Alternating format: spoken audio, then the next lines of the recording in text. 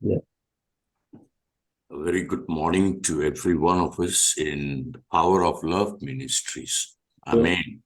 Selamat pagi buat komunitas The Power of Love di sini. Amen. Amin.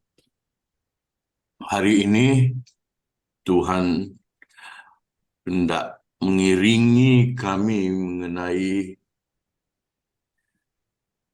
kasih firman Tuhan, yaitu kasihnya dan kasih terhadap sesamamu manusia. Amin. Haleluya. Dalam Yohanes 3 dan 16, seperti kita semua tahu ayat firman ini. Karena begitu besar kasih Allah akan dunia ini, sehingga Allah telah mengaruniakan anaknya yang tunggal, supaya setiap orang yang percaya kepadanya tidak binasa, melainkan beroleh hidup yang kekal. Amin, amin, amin. Begitulah luas kasih Allah terhadap kami yang ingin hidup yang kekal. Amin. Amin. Amen. Dan juga di Markus 12 ayat 30 dan 31, Tuhan berfirman, "Kasihilah Tuhan Allahmu dengan segenap hatimu, dengan segenap jiwamu, dengan segenap akal budimu, dengan segenap kekuatanmu." Dan hukum yang kedua ialah, "Kasihilah sesamamu manusia seperti dirimu sendiri." Yesus berfirman, tidak ada hukum lain yang lebih utama daripada kedua hukum ini. Amin. Amin. Bagaimanakah kami cuba lihat kehidupan kami sebagai Kristian? Banyak kali kami nampak ada seorang yang telah meninggal awal tahun yang lepas. Seorang pastor yang gembala yang sungguh terkenal di Malaysia.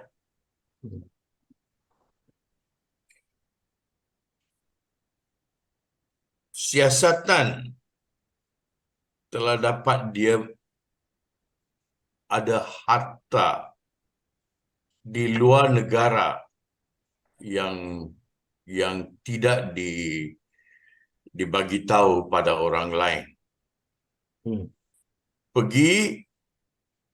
Ada juga dia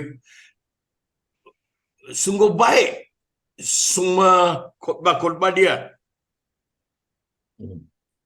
Tapi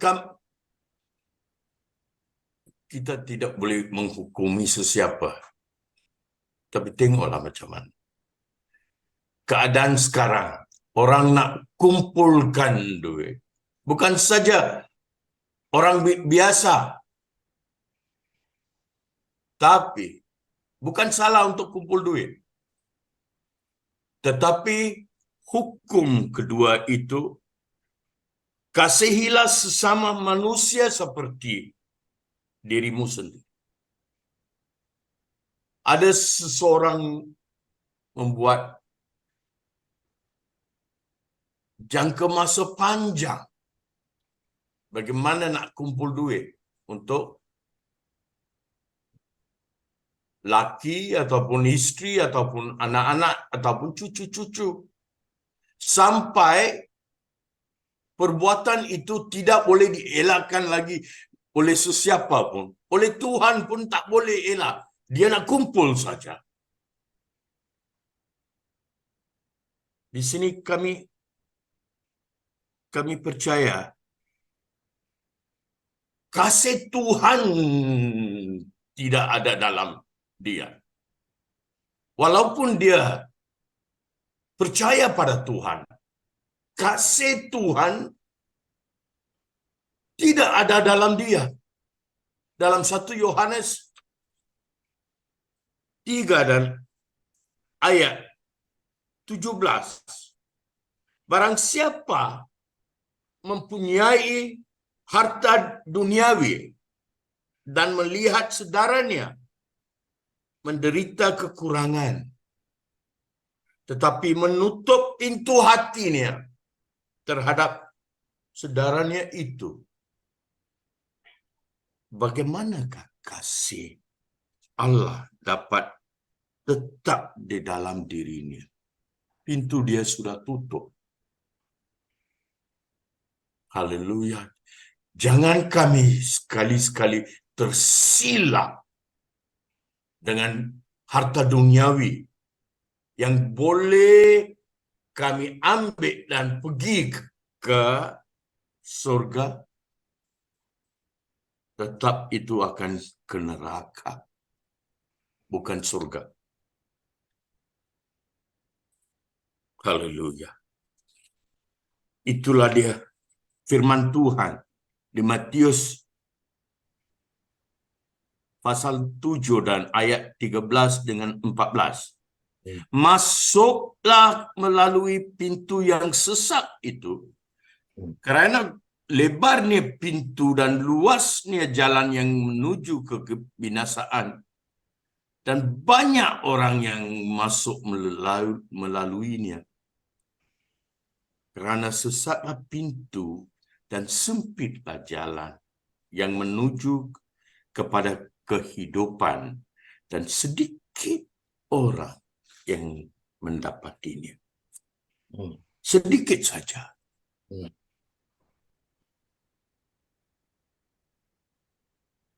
Selepas orang itu meninggal dunia ini, kita tak boleh. Ada orang yang cuba pergi ke tempat yang di mana dia dibumikan, kubur, dan meletak banyak barang. Ada sedikit yang tak tahu, simpan makanan juga. Untuk dia ke? Untuk iblis. Selepas nyawa diambil, tidak boleh apa yang kita boleh buat. Sebelum nyawa diambil, kita bolehlah memberita baik Injil kepada mereka.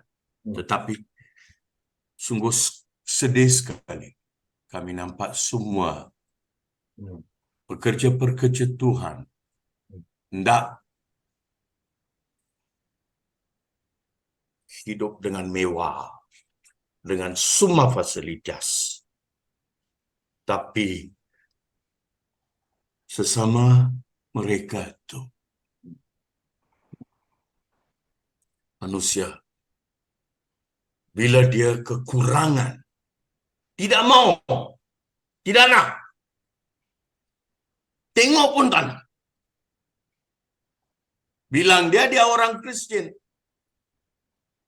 Lagipun pekerja Allah di ladang Allah. Tidak ada.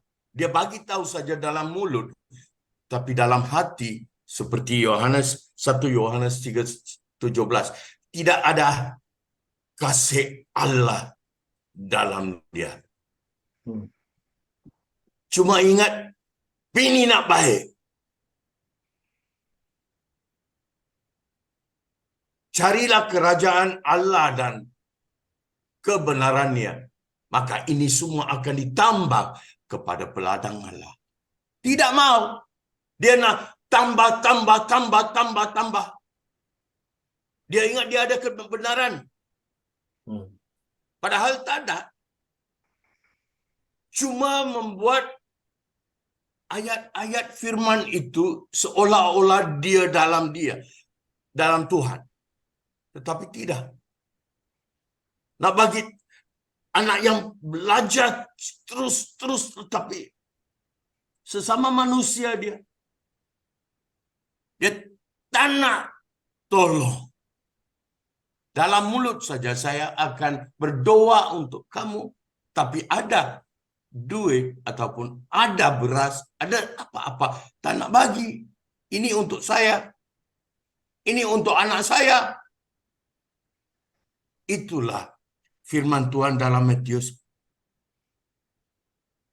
Sesaklah pintu, sempitlah jalan yang menuju kepada kehidupan kekal. Sedikit saja orang yang boleh masuk, mendapat. Cuba kita ingatkan dalam diri kita. Adakah ini betul ke tidak?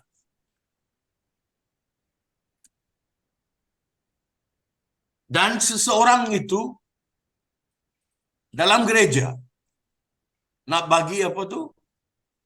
Persepuluhan dan juga persembahan khusus. Dan lepas itu tidak mau timbangkan siapa yang sakit, siapa yang hendak, siapa yang kekurangan. Tidak. Dia jalan dalam kehidupan dia seperti orang-orang itu tidak wujud.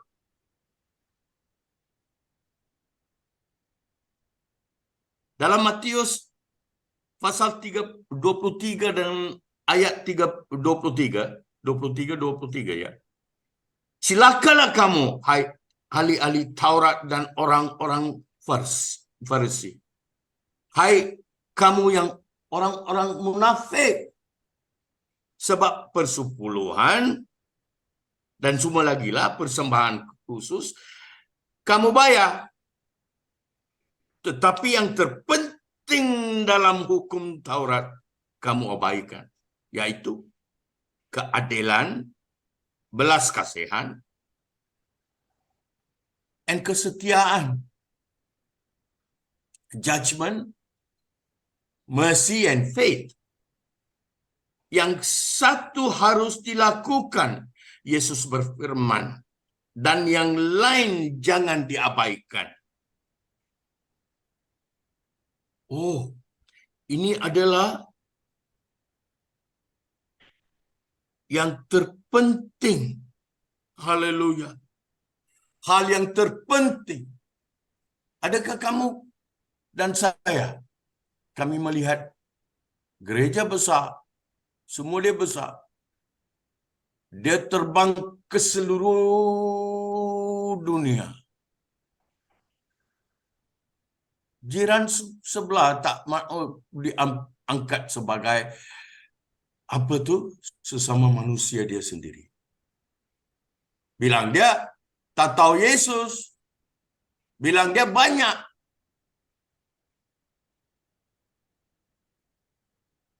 Alasan dia banyak. Dan nak tolong.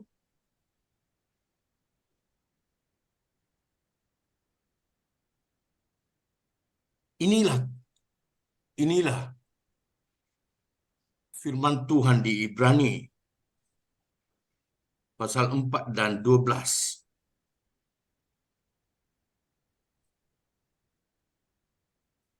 Firman Allah, sebab firman Allah hidup dan kuat. Hidup. Dia suruh kami buat hal yang penting sekali, yaitu kasihilah Tuhan, dan hukum kedua, kasihilah sesamamu manusia. Tak nak. Cuma nak kasih anak-anak. Cuma nak kasih bini dia, isteri dia, cucu dia. Kasih Allah tidak ada pada pekerja ladang Tuhan itu. Sebab firman Allah, saya baca, sebab firman Allah hidup dan kuat dan lebih tajam daripada pedang bermata dua manapun. Dia menusuk amat dalam sampai memisahkan jiwa dan roh, sendi-sendi dan sumsum. Ia sanggup membedakan pertimbangan dan pikiran hati kita. Dan Yesus berfirman, carilah dahulu kerajaan Allah. Kasihilah Allah. Kasihilah sesamamu manusia yang kurang berdaya. Tidak. Pasal dia bagi, tahu kami, semuanya itu akan ditambahkan kepada kita. Tanah. Boleh bagi alasan, kita tak ada mana boleh. Mana kita tak ada? Semalam tak makan. Sebulan tak makan. Anak jadi bukan gemuk. Gemuk lagi. Bukan gemuk itu salah. Tapi demi makanan. Hati yang tidak ada kasih, tapi kasih duniawi. Dan saya bagi satu contoh dalam Lukas 10:25 hingga 27. Pada suatu hari berdirilah seorang ahli Taurat. Ahli Taurat yang apa tu? Tahu sindir Yesus. Untuk mencobai Yesus. Katanya, Guru, apa yang harus ku perbuat untuk memperolehi hidup yang kekal? Jawab Yesus kepadanya, apa yang tertulis dalam hukum Taurat? Apa yang kau baca di sana?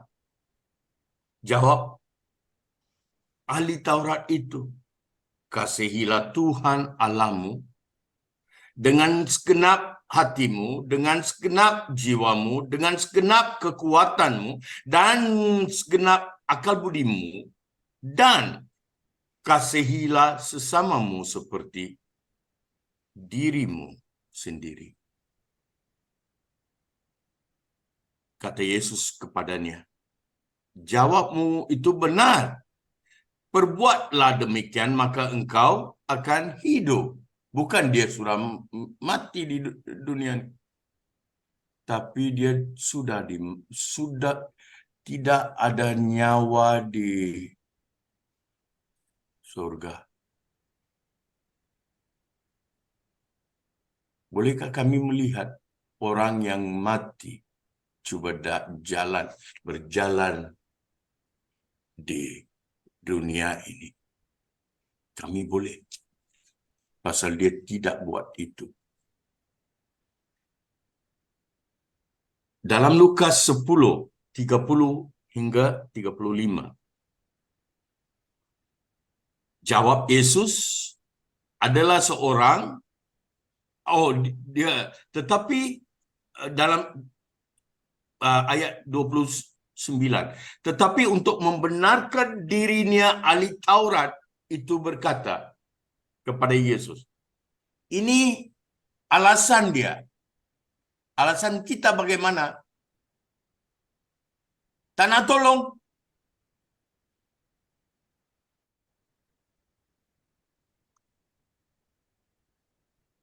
Siapakah sesamaku manusia? Jawab Yesus dalam 30 hingga 35. Adalah seorang yang turun dari Yerusalem ke Yeriko. Semua tahu cerita ini. Ia terjatuh di tangan penyamun-penyamun yang bukan saja merampoknya habis-habisan, tetapi yang juga memukulnya, dan yang sesudah itu pergi meninggalkannya setengah mati. Kebetulan ada seorang imam turun melalui jalan itu. Kami dalam Wahyu dikatakan imam yang terpilih. Haleluya. Tetapi di sini imam Kristian yang percaya pada Tuhan. Ia lihat orang itu, tetapi ia melewatinya dari sebelah jalan. Seberang. Apakah imam itu buat? Dia melewatinya dari seberang jalan. Adakah kami macam itu? Tidak cukup. Isteri kerja tak ada cukup. Anak kerja tak bagi berapa duit. Alasan itu banyak. Demikian juga ayat 32. Seorang Lewi datang ke tempat itu ketika ia melihat orang itu. Ia melewati dari seberang jalan juga. Apakah Lewi itu buat? Lewi itu bekerja dengan Allah. Berapa dia? Nabi, Rasul, pemberita baik, Injil, pengajar, gembala yang tidak mau tolong.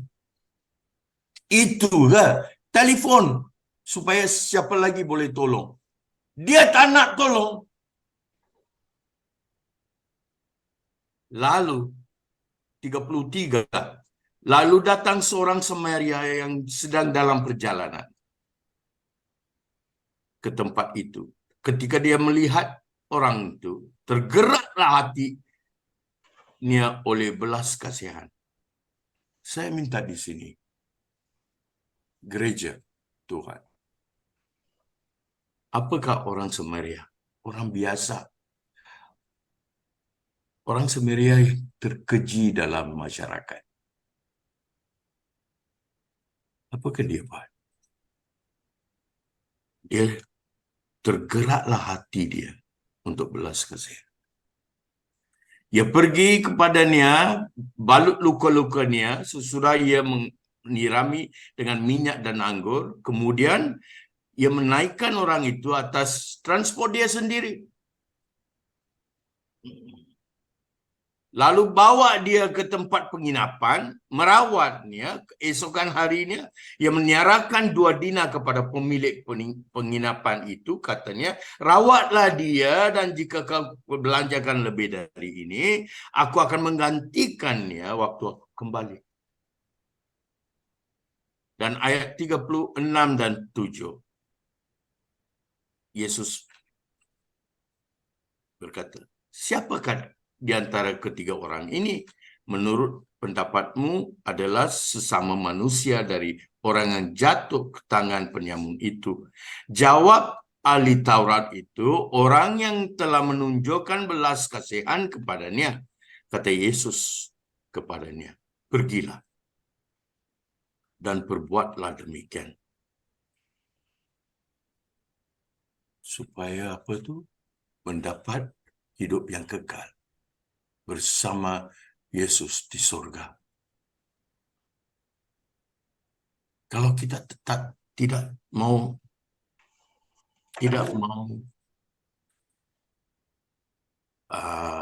mengambil firman Tuhan dalam hati mengenai sesamamu manusia ini, janganlah jadi pelayan. Lebih baik pergi ke swasta atau kerajaan dan kerja di sana. Masuk dalam kerajaan atau swasta, hidup 35 tahun, boleh ada gaji, boleh ada simpanan, boleh ada untuk anak-anak, dan tetapi firman Tuhan berkata dalam Matius 6:33, carilah kerajaan dan kebenaran Allah. Semua ini akan ditambah kepada kamu. Tetapi pelayan-pelayan mengambil pelayanan ini seperti kerja swasta, kumpul.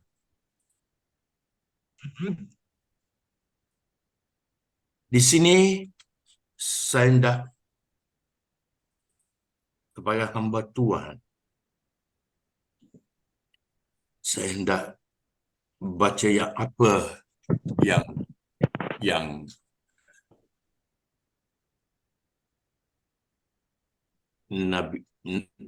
Nabi Nehemia berdoa kepada Tuhan.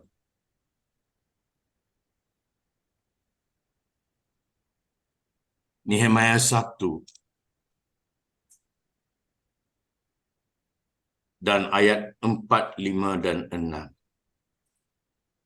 Ketika aku dengar Nehemia, seorang nabi, ketika aku mendengar berita itu, ini, duduklah aku menangis dan berkabung selama beberapa hari. Aku berpuasa dan berdoa ke hadirat Allah semesta langit. Adakah kami, pekerja ladang Tuhan, menangis, berkabung untuk keadaan sesama manusia yang kurang berdaya? Tidak. Cuma ada prayer, worship. Itu saja. Dalam 100 orang saya boleh pagi ini saya boleh berkata, tidak seorang pun pelayan yang sanggup menangis. Yesus menangis, berkabung, melihat keadaan Tuhan Allah kita, dan kita tidak boleh. Kita nak tidur.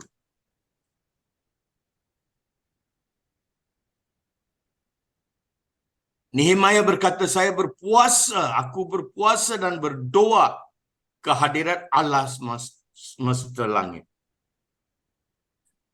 Biarlah saya ambil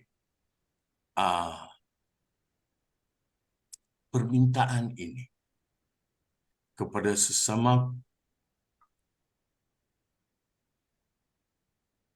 manusia yang beriringi saya dan juga kami.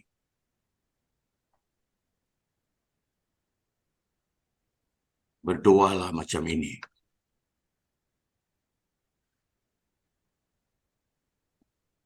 Ya Tuhan, Allah semesta langit, Allah yang maha besar, dahsyat, berpegang kepada perjanjian dan kasih setianya terhadap orang-orang kasih kepadanya, dan tetap mengikuti perintah-perintahnya. Berilah telingamu dan bukalah matamu.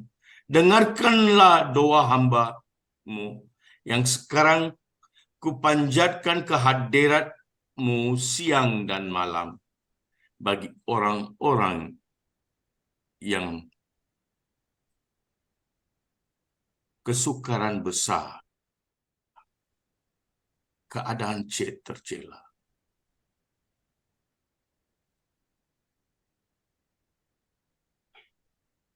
Hamba-hamba-Mu dengan mengaku segala dosa yang kami orang Israel telah lakukan terhadap-Mu. Juga aku dan kaum keluargaku telah berbuat dosa. Dia tahu. Bukan dia seorang yang, walaupun dia seorang yang baik hati, yang jujur, tulus, tapi dia sebagai satu badan dengan orang-orang yang terkena itu, membagi tahu Tuhan, kami telah berdosa. Bukan dia orang telah dosa, ampunilah dia. Bukan dia. Kami telah berdosa, Tuhan. ampunilah kami. Kami telah sangat bersalah terhadap-Mu dan tidak mengikuti perintah-perintah, ketetapan-ketetapan, peraturan-peraturan yang telah Kau perintahkan kepada Musa hamba-Mu. Ya Tuhan, berilah telinga kepada doa hamba-Mu ini dan kepada doa hamba-Mu yang rela takut atas nama-Mu. Kami boleh berdiri untuk mereka. Amin. Tetapi dengan menangis dan bergabung. Bukan cakap saja. Dan biarlah hamba-Mu berhasil hari ini. Dan mendapat belas kasihan dari orang. Dari kerajaan situasi ini. Ketika ini aku gembala, seorang pekerja Allah di ladang Allah. Dengarkanlah permintaan saya. Inilah harus kita buat untuk sesama, kasihi sesama manusia. Mari kita berdoa.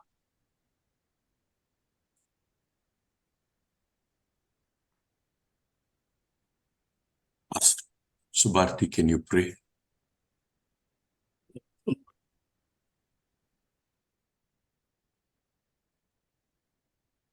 Terima kasih Tuhan atas segala kasih-Mu. Saat ini kami sudah mendengarkan firman-Mu. Biarlah Tuhan hari ini kami boleh memahami bagaimana kami mengasihi Tuhan dengan segenap hati kami. Kami percaya Tuhan, kalau kami mengasihi Engkau dengan sungguh-sungguh, sebagaimana mengasihi Tuhan dan kami praktekkan bersama-sama dalam kehidupan kami sehari-hari Tuhan. Sehingga kami menjadi pelaku firman-Mu, kami dipenuhi dengan berkat-berkat rohani dan juga berkat-berkat jasmani. Kami tahu dalam hidup ini, kami hidup dalam waktu-waktu singkat di mana kami hidup saat ini, kami semua menjadi pelaku firman Tuhan. Apa kami kerjakan oleh karena pusat kami adalah Tuhan. Semua itu menjadi hal-hal yang kami akan dapatkan dari Tuhan. Upah tersedia bagi kami. Terima kasih Tuhan. Hamba-Mu hari ini, Pastor Ben, sudah menyampaikan isi hati-Mu. Manapun dia melayani, urapi dia Tuhan. Menyampaikan firman-Mu. Kami tahu hamba-Mu tulus. Luar biasa Tuhan.